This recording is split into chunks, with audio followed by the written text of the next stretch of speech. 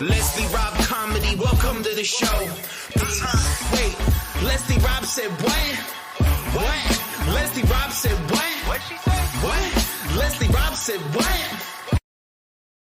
Hey guys, and welcome to another episode of Leslie Said What. Y'all, you know what? As you can tell, I look a little different than I normally look on this podcast because you know what? I'm like, look, the logo, let me show you what the logo look like, y'all, okay? The logo has me in my robe with my hair, craziness, because let's be for real, life is crazy, all right?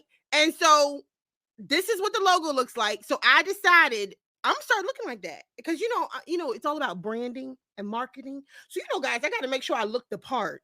So that's why we got this going on. Anyway, welcome to all of you who are here. If you ever, now those of you who are listening via podcast, if you ever want to watch the show, feel free to visit lesliesaidwhat.com to watch it on YouTube. And now if you are watching it and you want to listen to it later, you can always go to the Apple Podcast or you can go to Spotify Podcasts and watch it later. So if you want to watch it, okay, face to face, lesliesaidwhat.com. If you want to listen, you go to Apple Podcasts or Spotify Podcasts following the show. So yes, welcome. Say hi in the comments, guys, so that we know that you're here. And feel free to join the conversation because y'all, if y'all ain't talking, then it just get weird and boring. So the way you join the conversation is in the comments. So you can ask questions, whatever you want. Let's just have fun, talk, have a good time. Now, if you're like, girl, what is we even talking about? Well, let me show you what we're talking about. So Britni is coming with us today, and she's going to talk to us about how she taught until Jesus said otherwise. But feel free to ask questions. Join us in the comments. Now, if you're like, okay, who's Britni? Okay, well, Britni Bryan is a pastor's wife, a mother of four, author, a Bible teacher, traveling nationwide, speaking for events, conferences, as well as serving as a keynote speaker for the Unknown Tour. And guess what, guys? She used to be one of us. She used to be a teacher. Okay, so she's going to talk to us all about that, all right? And how that changed because Jesus said. Not because she said, but Jesus said. Okay, so we got to go with Jesus said. All right. So anyway, without further ado, guys. Oh, I see somebody in the comments. Morning, Sue. Thanks for being here. Okay, guys. So without further ado, we're gonna bring on Britni. Hey, Britni. Hey. Good morning. Morning, girl. How are you? I'm good. How are you? Good. Now, guys, get this. Britni is Central Time, so she's even earlier than 10 a.m. Okay, it's like what, Britt? It's like 9 a.m. there. It's 9. Mm-hmm. Yeah. See, y'all, look, she got dedication. I even told her, I said, "Hey, girl, you want me to switch up the time frame?" And she's like, "No, it's fine. So God bless her for getting up early for us. Okay, Britt. So thank you so much for taking the time to be here on your Friday morning. I tried to make it early so we can get in and get her done. And that way you can enjoy your Friday. Awesome. All right, guys. So here we're going to go, guys. We're going to jump in. Okay, Britt, tell us, who is Britni Bryan? Well, I am a former teacher, former middle school teacher. I taught middle school for 9 years. Yeah, 9 years. I know, girl, but I love it. Oh my God. And I am married to my husband, Jordan. We serve in a church in Lufkin, Texas. And we have 4 kiddos that we're raising here in a little bitty small town. And I love the Lord. I love the Lord. And my husband and I are both in a full-time ministry. And so, but formerly a teacher. So yes. I love me. I don't know about you, but I feel like if I've been a teacher, I'm still a teacher. Like, it just is in us. And they're all still my kids. Legit. Whether you see them in like here, there, and everywhere, you're like, it's gonna always be Miss Bryan. Right. Now, Britt, let's say this. Okay, middle school, girl. God bless you. I did middle school for 1 year. I will never do it again. Never. Now you said you liked it? Was it 7th? I did all 3 because I taught family consumer sciences, which was like, used to be called home ec. But so I did 6th, 7th, and 8th grade exploratory. Oh, wow. Girl, the struggle. I hear you. And so you enjoyed it, you said? I loved it. And like, I don't have that story of like, a lot of my teacher friends were like, I always knew I wanted to be a teacher.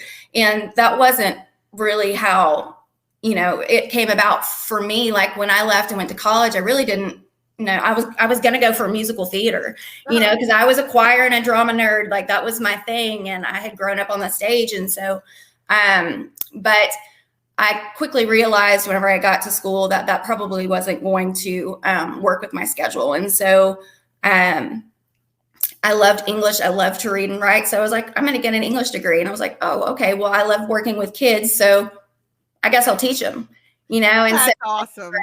I taught eighth grade English for 4 years. And then I taught sixth grade English for 5 before the Lord called me out of the classroom. Oh, wow. That's amazing though. Like literally like the fact that you enjoyed it, and you can tell like just by you talking about it, you can tell the joy that you had in teaching. And believe it or not, a lot of teachers nowadays, like you don't see the joy anymore. It's quickly fading away. And that's kind of the sad and the scary part. It is. Yeah. Now, Britt, you have another funny story. Not funny, I guess, in a funny way, but like, because you say funny, but I don't mean funny.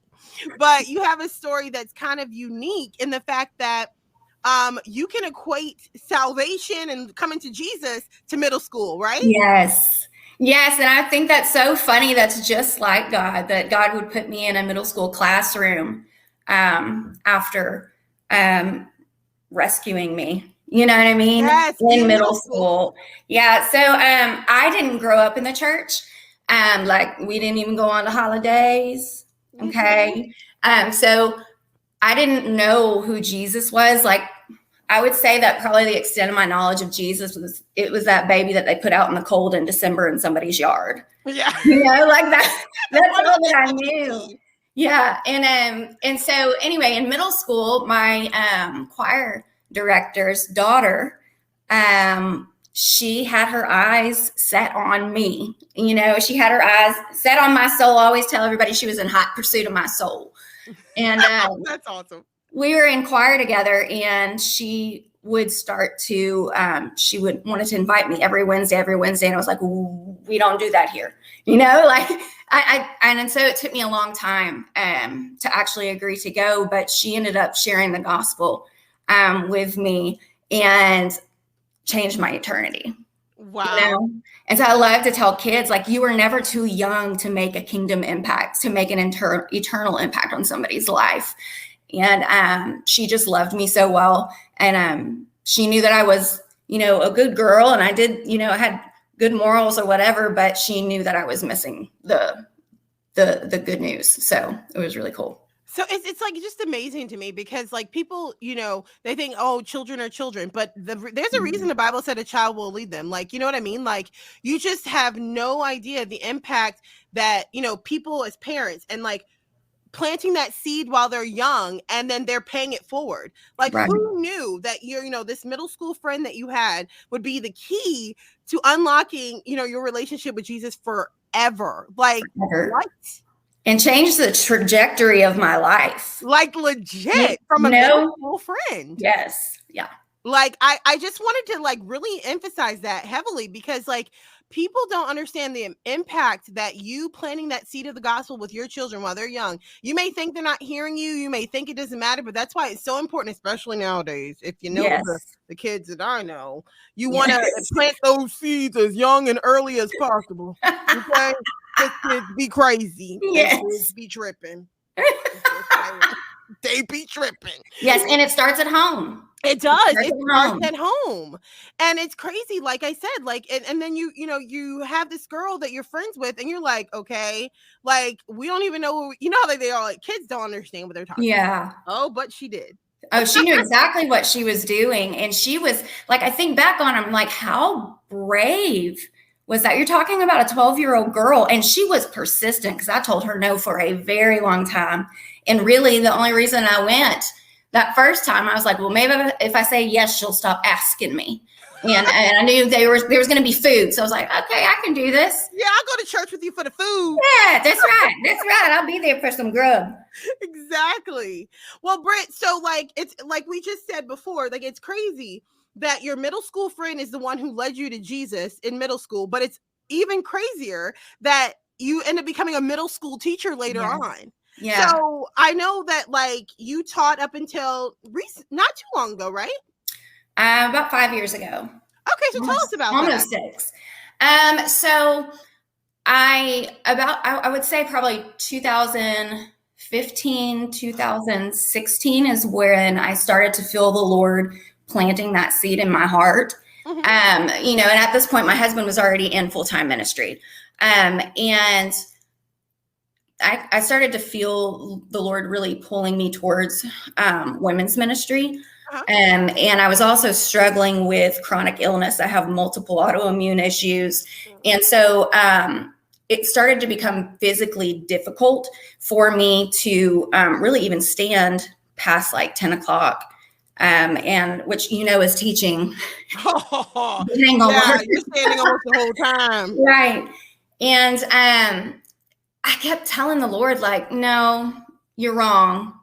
I think you got the wrong girl, and I had a lot of insecurity about stepping out into full-time ministry because like I wasn't raised in the church. The enemy starts with that stuff. You weren't raised in the church. You don't have a seminary degree. You don't know the Bible as well as some of these people that have seminary degrees. It was just very intimidating to me. And I loved to write. And so I was already currently writing, and I knew that there would be a season that I would have a book. Like it was just something that I had always wanted to do, but the speaking thing was super scary for me. Yeah. And even though I had grown up on a stage my entire life, it was just, I felt so inadequate. And the last school year that I taught was 2016, 2017. I no longer, like my health was so bad. And I knew it beyond the shadow of a doubt in my heart that God was asking me to step out of the classroom and into full-time ministry. I didn't know what it looked like. And it was scary, even financially, we've got 4 kids. And so there was, to an outsider looking in, it may have even looked irresponsible, because when they say, oh, well, what are you going to do? Oh, I'm going to go into full-time ministry. Well, so what are you going to do? I have no idea. God just said go. I don't know. Yeah. But I gave God my scared yes. And that scared yes, girl. Oh, give it to him scared. Yes. And he did the rest. You give him your yes and he will do the rest. And yes. So and he did within that next year. Like I had nothing to do with me getting to speak. Like it was all God. And within the year, my friend Lauren Lucille had actually reached out to me to see if I wanted to speak for the Unknown tour that she was starting, which was insane. And the really cool thing about that is that Lauren and I only met because I had celiac disease. Look at God. So the very thing that pushed me out of the classroom was also the same thing that put me into ministry. Wow. And so, you know what I mean? That just goes to show you, like, even the pain, the things that we think, the suffering that we go through, he uses it all. So what was pain for me eventually became a gift. And I know that beyond a shadow of a doubt, if I was not struggling with chronic illness and autoimmune, I would have never stepped out into ministry. I wouldn't. And so it was the very thing that pushed me towards him. And I love what you said, and I'm sorry to interrupt. I love what you said, like, when you said this, when I heard you speak recently, and you had said that, like, you didn't want to leave those kids for nothing. Mm-mm. So it was like, literally, it had to be something like this to take you from those kids. Yes, it was, it would, yeah, absolutely. Because, and I guess that's what I thought. I thought, I'd graduate, go to college, I was going to teach, and then I was going to I would stay there until I retired. And that was my plan because it was comfortable. Girl, that'll preach. I'm coming for you. It was predictable. Oh, girl. It was logical. Mm-hmm. And often God calls us to do the illogical things. Yeah, it doesn't make any sense. It doesn't make. And he does that so that we can't, say, oh, well, look what I did. Yep. You know what I mean? Mhm. And I think that's really cool. And then you get to look back at that. And I loved those kids. And luckily we live in a small town, so I still get to see them. You know, in fact, my last babies that I taught are graduating this year. Oh, wow. And so, yeah, I loved those kids. And I really tried to infuse Jesus into them in my classroom in any way that I possibly could when I was there. And so having those connections with some of those kids was very special for me. So it was hard to step away. Oh, I'm sure. Yeah, and because people don't understand the bond that we form with these kids as teachers. Like, and the thing is I think it was somebody that reached out to me not too long ago that said that, like, it's like we see these kids almost more than their parents do. Right. And we literally, they become like our babies, you know? They literally become like our babies. And so it's like, I don't want to give my baby back. Like, I get so sensitive that, like, the following school year when somebody else gets my kids, yes, like, give me my baby back. In fact, it's funny because whenever I was teaching 6, a lot of my babies would come down to the 6th grade hall where they weren't supposed to be, to come and peek their head in my room, even when they were 7th and 8th graders, which was, you know, just left me tickled. I love them. Oh, yeah, of course.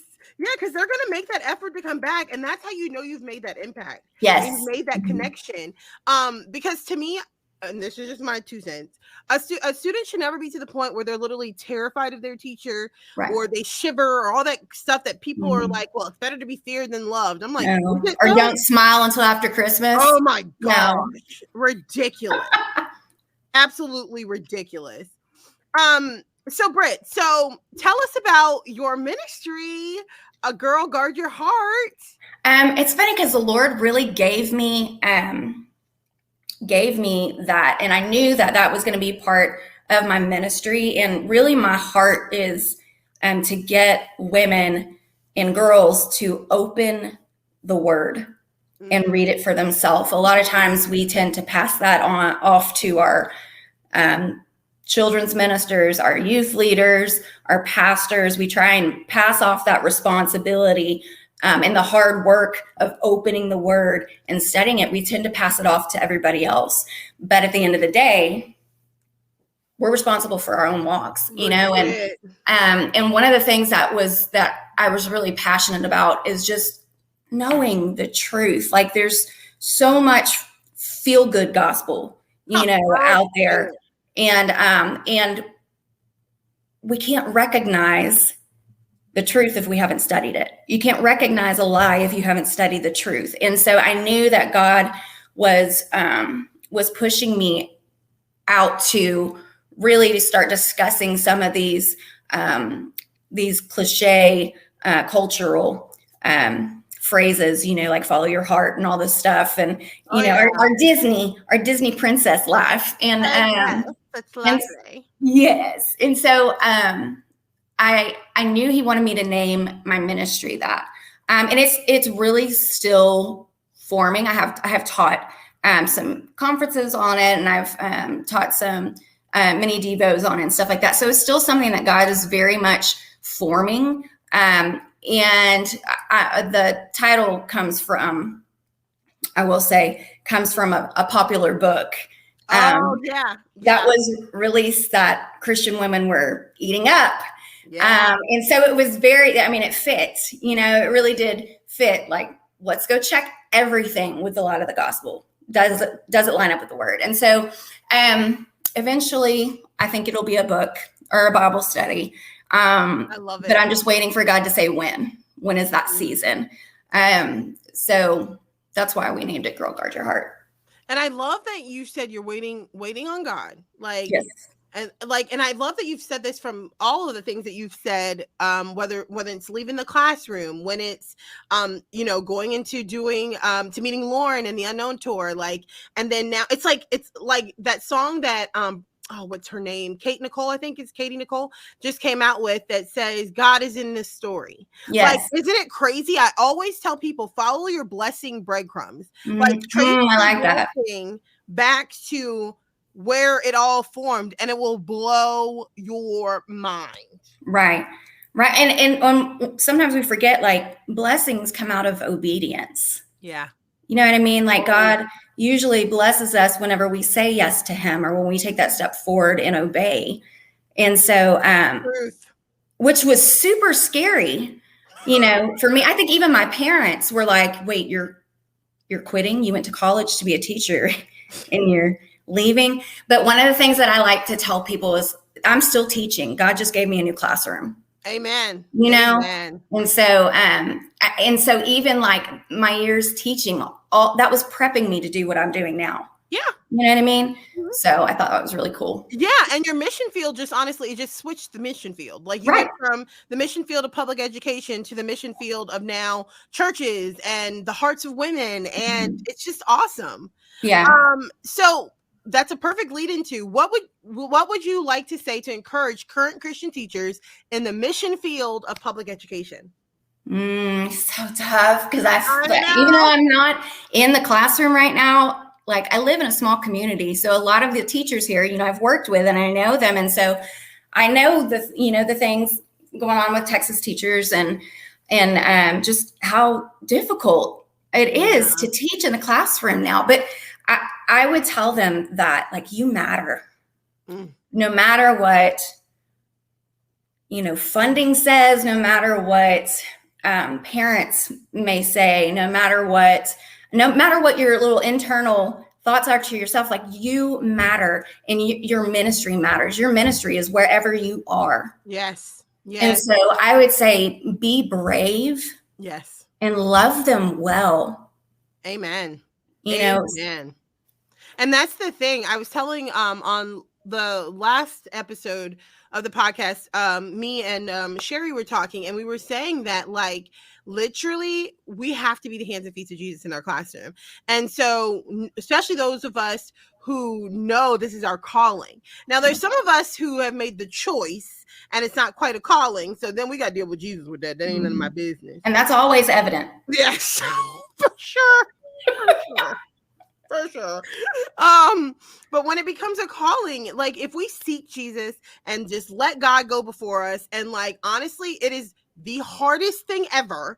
And he's like, God, please just change it, please change my calling. And he's like, nah, girl, I told you to go where I told you. You stuck here. Exactly. What I tell you, you do what I say. Yes. So I love that you stuck with it and stayed in the classroom and taught until Jesus said otherwise. Yes. Because honestly, that's what so many of us need to grip and hold tight to, is that if Jesus called us, he doesn't call us to anything that he won't sustain us. Right. And then, you know, so it's essential just to know that there's a reason and there's a purpose. Like, literally, we have to take the opportunity to plant those seeds with those kids. Sue, I don't know if she's still watching, but she said last episode in the comments, she said that she used to just do small things. Like, she would have her Bible on her desk, and if a student asked about it, it was an open door. Like you said, that comes with what you said about being brave. Like, don't be shamed and don't be scared. Jesus has got you. He's got us. We just have to hang in there, as hard as it is. But what mission field isn't? Right. You know, you have missionaries now who are called out into the jungle and all the craziness. So definitely the American school system feels like that sometimes. Yeah, it sure does. So yeah, we got this, guys. We got this. Well, Britt, I just want to say thank you so much for taking this time out with us today. Like, I'm so glad you could make time in your schedule to be here, because truly I thought it was essential that people know your story. I love the middle school story aspect with your friend, and then you end up teaching middle. It was just awesome. And then, sticking with it until God's called you otherwise. So guys, as we said before, be sure to catch Britt in the information below. She's on Facebook, she's on Instagram, and then you could always visit her website, BritniBryan.com. And also, definitely, guys, keep an eye out for her ministry, Girl Guard Your Heart. Thank you so much, Britt, for being here. Thank you for having me. And guys, definitely catch us on the Unknown Tour. If you don't know what the Unknown Tour is, educate yourself. Visit theunknowntour.org. It is an amazing event, a tour event, guys, you would just love. And if you want to catch me and Britt together on the Unknown Tour, you can come see us September 15th and 16th, 2023 in Wapaka. Lord, thank God I said it right. Wisconsin. Me and Britt will be on that event together. Yay! So definitely, yes, can't wait to see you again, Britt. Me too. So much fun. Guys, the tour is so much fun. So definitely make an effort to visit the website and find out where there's one near you. All right, Britt, we're going to say bye to you. Thanks for being here. Thanks for having me. Okay, guys. So as I said, isn't she awesome? Britt is just amazing. So definitely, guys, keep an eye out for Britt. Girl Guard Your Heart project and ministry. She's on the Facebook. You can visit there. And if you want to share this episode with a friend, okay, tell them to go listen on Apple Podcasts or Spotify Podcasts. And if you want them to see it visually, they can visit lesliesaidwhat.com on YouTube. But guys, as always, thank you for being here. Keep your eye out for the next episode. So it'll be season 4, episode 3 coming at you soon. Okay. So guys, I'm gonna need y'all to be here. All right. Make sure you be here.